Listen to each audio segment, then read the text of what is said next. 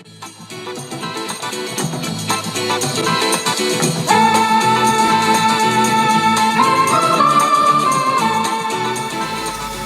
guys, so here's the blade.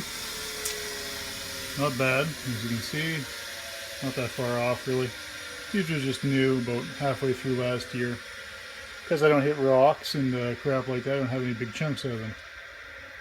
So they're a little bit past the point of just filing.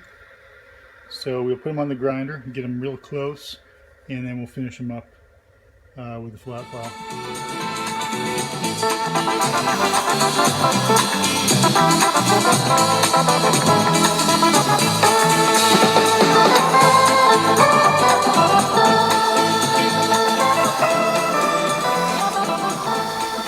There's the starting edge. You only grind and file one side, you don't do both sides. Like a pair of scissors basically. So we'll finish that up with a file. So let's take you over here. I'll do it all in one shot. How's that sound? See if I can give you a vantage point here.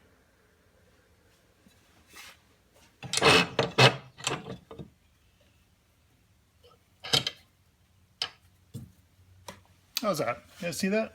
I guess you can.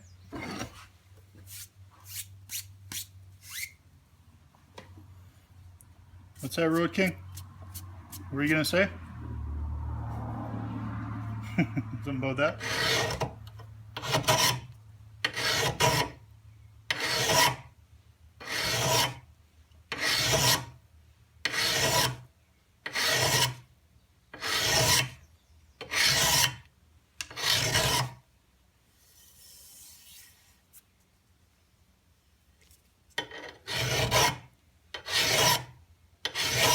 Just one nice long stroke. Not back and forth. Goes one way.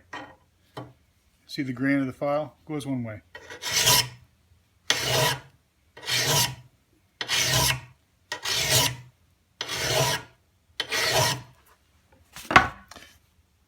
And that is it. That's a nice sharp edge. There's no point getting crazy, but it doesn't have to be sharp as your kitchen knife. It has to be sharp enough to cut grass, and at the speed that it travels, it can pretty well be it can almost be a dull edge, like a 1/8 blunt fronted blade, really. But this does help. It gives you a nice clean cut on your grass, and the grass doesn't fragment on top and doesn't split, like split ends, which I'm kind of I don't have a lot of hair anymore, so I don't get split ends. But if I got split ends, they would look kind of like that. I don't. Anyway, so that's the deal. So that's, did I show you that? Yeah, split ends like that. I don't have the camera at the best vantage point, but anyway, you guys get the idea. All right, we got bearings. We've got bearings. Oh, we got mosquitoes too. My God, mosquitoes are bad right now. It's been wet, and now it's been warm, so yeah, mosquitoes go crazy. So here we go. That's the top spindle bearing. That's the bottom spindle bearing. I've already put a bearing on this shaft. This is interesting. When you go through Husqvarna, they don't want to sell you just this bearing. They want to sell you the spindle shaft with the bearing. What do they call it? I think they call it an arbor. That's the arbor down there, I suppose. Anyway, yeah, they want to sell you the whole thing for a lot of freaking money. So yeah, we're not doing that. We know the bearing went on there. Somebody put the bearing on there. It didn't magically appear. So anyway, this bearing. So basically two bearings. If you were to get the bearings through Husqvarna, or let's say for instance John Deere, if you had a John Deere, you can count on the fact that these bearings will be probably $20 to $30 a piece, and often a lot more. Through the local farm supply here, that bearing here, which is still, a lot of people are going to say it's a lot of money, but I don't think it is. This one's $4. This one is $6. So you got two spindles. So you got $10 times two is $20. With taxes, came to about $22 or something like that, $23. So that's the story. There's that train going by. Can you hear that train? Yeah. All right, so let's cut to the chase and let's put a bearing on a shaft. I think I got you guys set up so you can see that pretty well. Let's move some stuff here for you. So there's your shaft. There's a bit of a shoulder at the bottom end. I don't know if you guys can see that or not. So basically what's going to happen is that bearing's going to go on here. Again, we talked about this. The shaft is tapered, because at the top you have a slimmer fit bearing, a smaller ID. It's going to sit down there. And then what? We're just going to tap it here. Now we're going to spread the load. I got this flange, it's a floor flange, and it sits just perfect against the inner race of that bearing. Just going to hold it right there and just snug that up and touch, not super tight, just actually not tight at all, just enough to sit there. And then what? Well, you can hit it with a steel hammer, but on the bottom here you have a spline, and what you don't want to do is mess up that spline because your blade matches up and sits on top there. So if you start flattening out the bottom of that spline, you can be a long time, filing and grinding to get everything to fit up again. So yeah, some of you can use it if you want. You could probably put something over the face here and tap that way, but I'll use a rubber hammer. You guys use what you want. I'll use a rubber hammer. So make sure that that's centered on the inner race there, and we'll just tap that home. New bearings go on a whole lot easier than old bearings.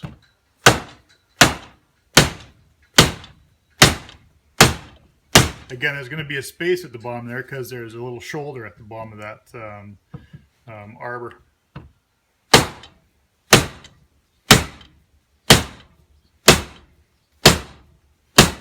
And that's it. So you got a little space down there. Got a space down there. You guys can see it. Bearing runs smooth. No damage to your bearing. And that's the bottom of the bearing. That's actually the hardest part of that bearing. All right, so what's next? Next we got to put the shaft with that lower bearing into the bearing holder.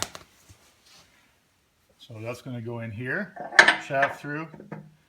I put a little bit of lube on that bearing holder. It doesn't have to be a dry fit. And you just want to make sure it's nice and level, even all around before you go driving this thing home. It looks to be. Same thing, rubber hammer, just tap. Don't have to go crazy until you hear it there, until it bottomed out.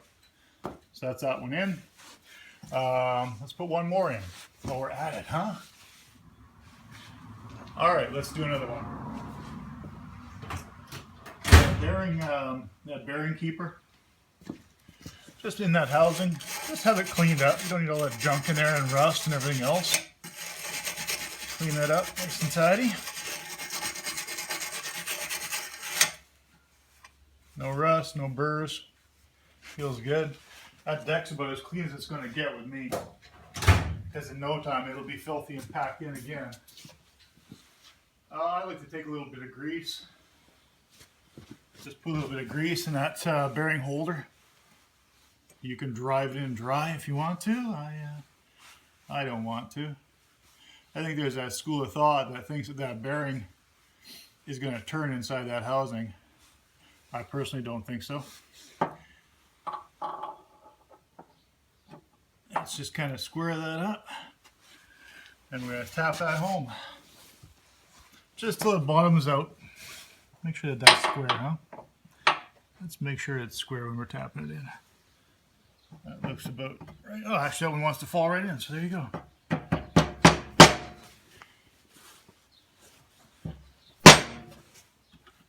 That's it. The top nut will snug the whole thing in together anyway, so you don't have to have a big fit about it. Next we'll do the tops. So the top bearings are the same program as the bottom bearings. Essentially make sure that the bearing keeper is nice and clean. Again, you can put a little grease on it if you want, but I always find the top ones are usually a lot looser than the bottom ones. And you can pretty much just get that bearing to sit in there with no problem. You can hold on to it from underneath. Just set that bearing on and it'll generally fall right in there. There you go. Just like so. And that is, there you go. So that's your whole bearing set. What comes next there is a washer. Sits on top of that inner race of that bearing. And then your pulley is going to go next. Again with that spline. And then your keeper nut. So you guys can see that. It's going to go next. And then that'll be it. And then you can torque that down, whatever your torque spec is. Put your blades on, and away you go. I think I've shown you guys everything about sharpening blades and the whole bit. So I'll just snug that up, snug the other side up, and we'll go from there. And I guess the next part is you can hear it go. Actually, I'll tell you what. I'll stick a blade on there, and you can hear it. And you know, even though they're new bearings, they always do seem to give a little bit of noise, but at least they're brand new. So, anywho, that's that part. Hey, by the way, guys, so when you put your blades back on, you got some options. So, do you want to put thread locker on there? You know what? If you want to put thread locker on there, you go right ahead and put thread locker on there. But don't blame me when you're struggling to get your nuts, or sorry, your bolts out. I use anti-seize. This brand is Loctite. I put some anti-seize on there, and I never have a problem getting the bolts back out. And you say, well, that might be a problem, because what if your blade falls off? Well, you got a lock washer. And you're also using a lock washer, so it's not going to come out. You know, you got the tension of the spring in the lock washer. So I stick some anti-seize on that bolt, and I never have a problem with shearing off bolts. All right, our bearings are all in, the blades are on. Let's see if we turn another light on here. Let's check for noise.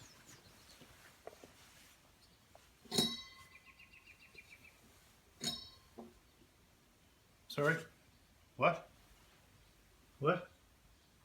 Oh. Yeah. No noise. The flat idler pulleys, they're a little bit different story. That one is reasonably quiet. Yeah, that one's noisy. Here's the problem with those guys is these flat bottom idlers. They are essentially what's in there is a captured bearing. So you got a two-piece pulley, and they're riveted, 6 rivets. So what could we do about that? Well, we could drill all these rivets out and drive it through and pick up a new pulley, a new bearing, and stick a new bearing in there, and that'd be great. But yeah, you know, you kind of 6 one, half dozen the other, I guess. The problem with these guys is the work involved in getting that out, and then you got to re-rivet the whole thing, get it nice and tight again. Find the bearing, which shouldn't be too much of a problem. You buy these pulleys about 20 bucks a piece, $15, $20 a piece on eBay. So yeah, this one, you know, this one is fine.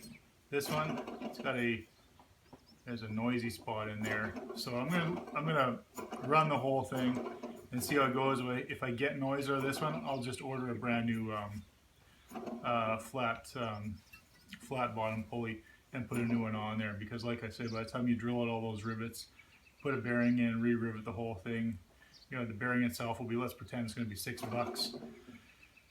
By the time you mess around with it, you probably got an hour into the whole thing, drilling the rivets out, putting new rivets in. Yeah, you may as well just buy one for 20 bucks and be done with it. So anyway, that's it, guys. Next thing is to strap the whole thing back up underneath the mower and try it out. Whisper quiet.